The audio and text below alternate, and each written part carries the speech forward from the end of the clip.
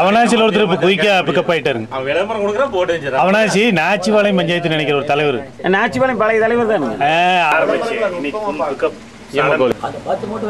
கொஞ்சம் பேர் தான் கிடைச்சிருக்குது. ஒன்னும் நிறைய இருக்கு. நிறைய கிடைக்குது. நம்மளுக்கு எப்படி கனெக்ஷன் ஆகுது ஆனவே இப்போ நாங்கள் இது முயற்சி பண்ணி கடுமையான முயற்சி பண்ணி நம்புறோம். பருவேல் ரவியை விவசாயிகள்